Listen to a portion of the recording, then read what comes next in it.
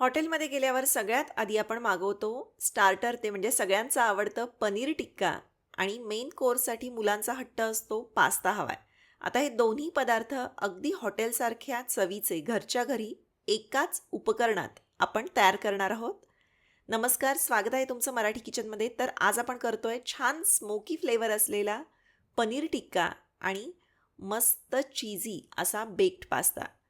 तर नुकताच मी हा आगारोचा मार्वल ओव्हन टोस्टर ग्रिलर मागवलेला आहे. सुरुवात करण्यापूर्वी याच्याबद्दल थोडंसं जाणून घेऊयात. बॉक्स उघडल्यानंतर तुम्हाला मिळतं हे एक मेन युनिट. यासोबत आपल्याला बेकिंगसाठी एक बेक पॅन मिळालेला आहे. ग्रिलिंगसाठी एक ग्रिल रॅक दिलेला आहे. चिकन किंवा पनीर अख्खं भाजण्यासाठी एक रोटिसरी रॉड आणि फोर्क्स दिलेले आहेत. गरम भांडं सुरक्षित बाहेर काढण्यासाठी एक ट्रे हँडल दिलेलं आहे आणि त्याचसोबत रोटिसरी हँडलसुद्धा दिलेलं आहे. आणि हो, हा ओव्हन कसा वापरायचा याकरता युजर मॅन्युअल सोबत दिलेलं आहे. तर 25 लिटर कपॅसिटीचा हा ओव्हन आहे, जो मध्यम आकाराच्या कुटुंबासाठी अगदी परफेक्ट आहे. हा चालतो शक्तिशाली 1600 वॅटवर, ज्यामुळं कुकिंग अगदी झटपट होतं. आणि याच्यामध्ये 4 हीटिंग रॉड्स दिलेले आहेत, 2 वरच्या बाजूला आणि 2 खालच्या बाजूला, ज्याच्यामुळं अन्न अगदी एकसारखं शिजतं.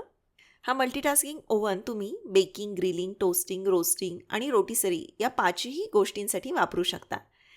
यात ॲडव्हान्स 3 नॉब फंक्शन आहे: टेम्परेचर सिलेक्शन, फंक्शन नॉब आणि टायमर नॉब.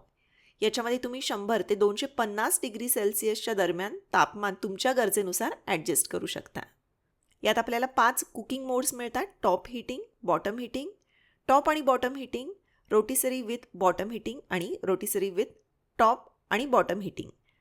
यात 0 ते 60 मिनिटाचा टायमर आहे आणि आतमध्ये पदार्थ किती शिजला आहे ते बघण्यासाठी सुंदरसा चेंबर लाईट दिलेला आहे.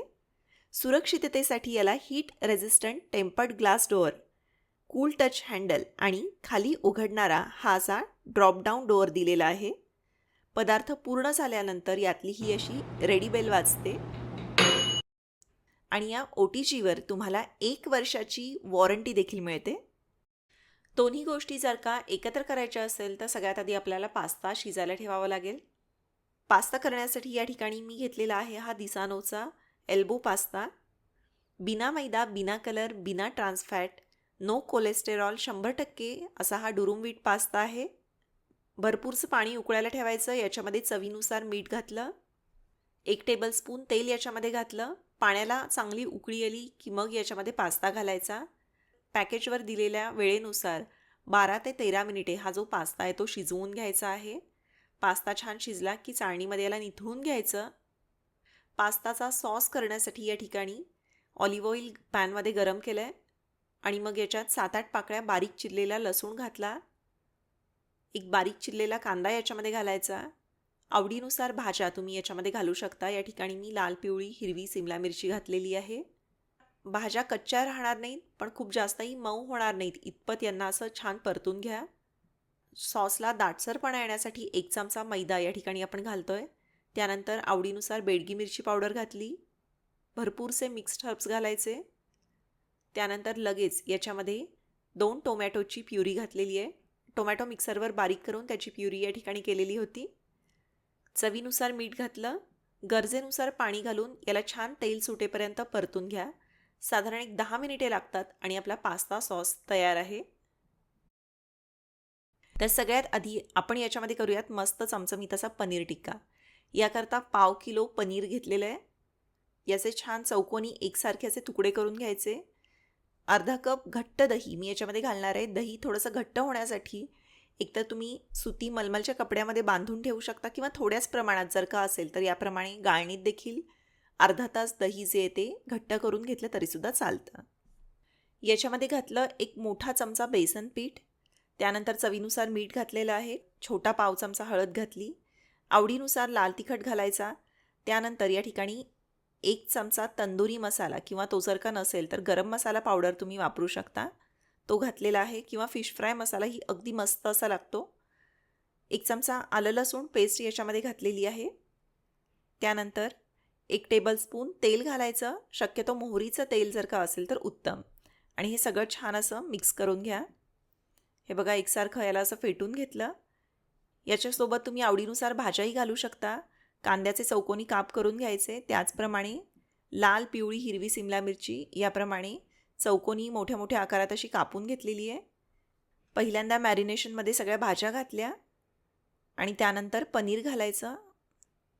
पनीर मुरतंय तोपर्यंत मी इकडे ओव्हनसुद्धा प्रीहीट करायला ठेवते आहे. त्यापूर्वी एक प्रो टिप, ती म्हणजे पनीर ग्रिल होत असताना त्याचा जो काही मसाला असतो तो खाली पडतो. तर तो मसाला पडून OTG आपला खराब होऊ नये याकरता तुम्ही याप्रमाणे ॲल्युमिनियम फॉईल जी आहे ती ग्रिलच्या खाली ही अशी लावून घेऊ शकता. म्हणजे OTG साफ करायला आपल्याला सोपं पडेल. 180 डिग्री सेल्सिअसवर 10 मिनिटे याला प्रीहीट करून घ्यायचं आहे. त्यानंतर मॅरिनेट केलेले पनीरचे भाज्यांचे तुकडे हे असे रॉडला लावून घेतले. प्रीहीट झालेल्या ओव्हनमध्ये हे असं काळजीपूर्वक रॉड जो आहे तो लावून घ्यायचा आणि 180 ते 200 डिग्री सेल्सिअसवर 12 मिनिटांसाठी याला रोटीसरी मोडवर ठेवून दिलं. हे बघा हा जो रॉड आहे तो एकसारखा असा फिरत राहतो, त्याच्यामुळं पनीर सगळ्या बाजूंनी एकसारखं छानसं भाजलं जातं.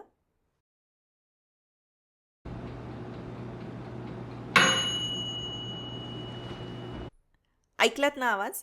तर आपल्या ओव्हनची रेडी बेल वाजलेली आहे, म्हणजेच आपला पनीर टिक्का परफेक्ट असा ग्रिल झालेला आहे. आता दिलेल्या हँडलचा वापर करून सुरक्षितपणे आपण हा जो रॉड आहे तो बाहेर काढू शकतो. हे बघा आपला पनीर टिक्का जो आहे तो सगळ्या बाजूंनी असा एकसारखा छानसा भाजला गेला आहे आणि चव म्हणाल तर उत्तम. पनीर ग्रिल होत आहे तोपर्यंत आपण पास्ता जो आहे तो सॉसमध्ये टॉस करून घेऊयात. शिजवलेला पास्ता सॉसमध्ये घालायचा आणि छान याला एकसारखं लावून घ्या. आता हा जो पास्ता आहे तो बेक करण्यासाठी एका ग्लास बाउलमध्ये याला काढून घेतलं. वरून भरपूरसं मॉझरेला चीज घालायचं. हे बघा चीजचा असा मस्त असा जाड लेअर याच्यावर आला पाहिजे. आता ही जी पास्ताची डिश आहे ती मधल्या रॅकवर ठेवूयात. या ठिकाणी मी फंक्शन नॉब फिरवून टॉप आणि बॉटम हीटिंग मोडवर सेट केलेलं आहे. तापमान 200 डिग्री सेल्सिअसवर 12 मिनिटांचा टायमर या ठिकाणी लावलेला आहे. हे बघा हळूहळू हे जे चीज आहे ते असं छानसं वितळतं आणि आपला पास्ता जो आहे तो बेक होतो. आणि हो, हा ओव्हन साफ करणं सुद्धा अगदी सोपं आहे.